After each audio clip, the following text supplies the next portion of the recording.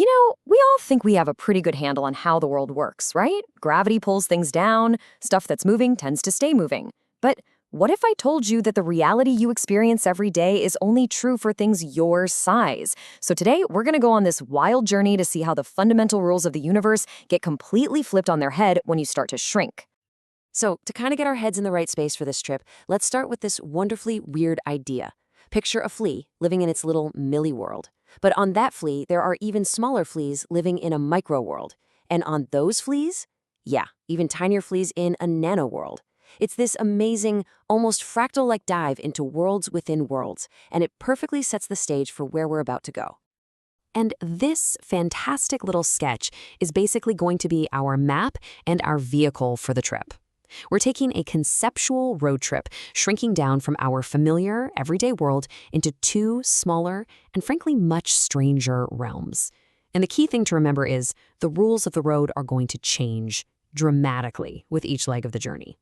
Okay, first stop, home. The macro world. This is our world, right?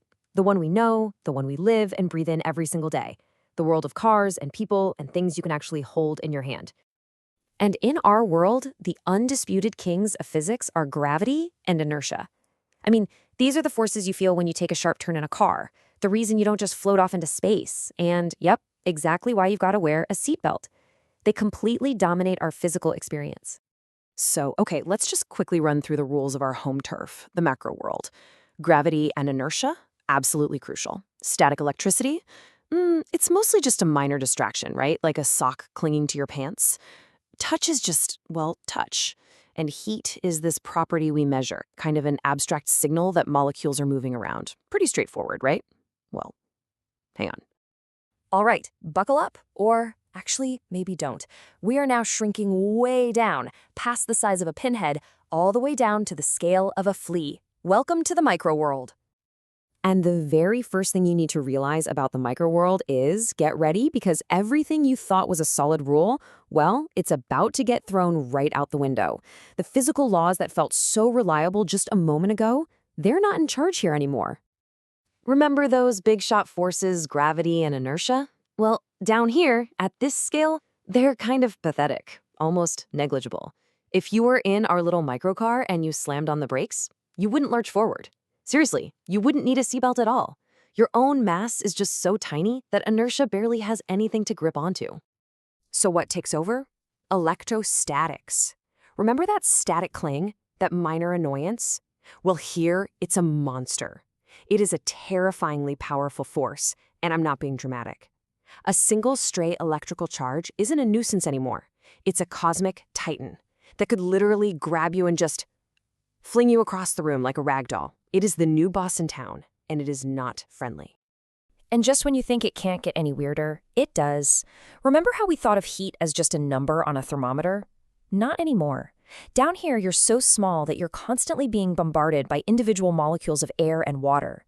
This is called Brownian motion, and you would literally feel it.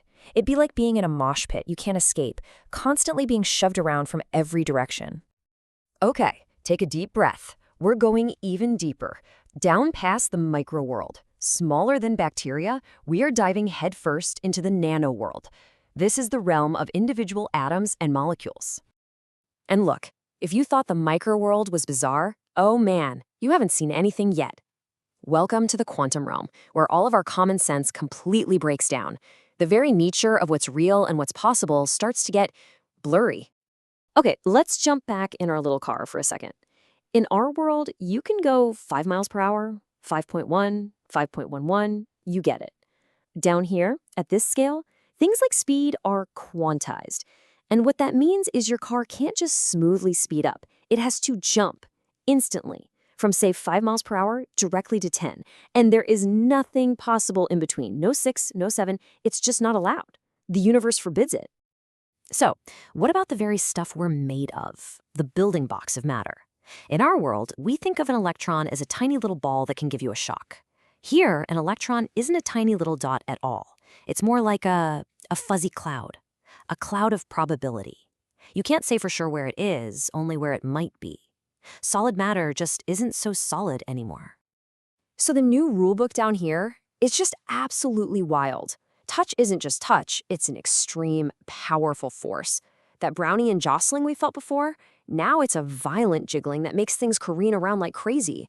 And get this, the very act of looking at something, of measuring it, actually changes it. Oh, and some things, like really slow speeds or certain spins, they're just disallowed. Forbidden. Can't happen. Wow. Okay, let's come back up for air. Let's pull all the way back to where we started and try to make sense of this whole trip. We've just visited 3 fundamentally different physical realities, and they're all layered on top of each other. Let's put them side by side and see how this all fits together. Okay, so this table really puts it all into perspective. Just look at a force like electrostatics, right? For us, it's just a distraction. In the microworld, it's scary. And in the nanoworld, it's completely off the charts. Now look at gravity and inertia. They go in the complete opposite direction. From all important for us, to weak, to utterly negligible, every single thing we thought we knew completely changes its job title depending on how big you are. And all of this brings us to the single most important point of this whole explainer. The laws of physics aren't really universal, are they?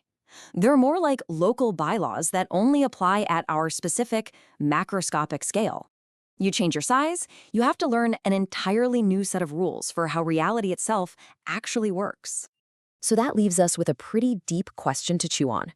If gravity is the king here, and electrostatics is the king over there, and quantum rules are the king way down deep, what, if anything, is truly fundamental?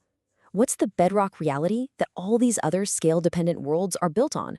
It's a fascinating question, and it's one of the biggest, most exciting mysteries physicists are still working on today.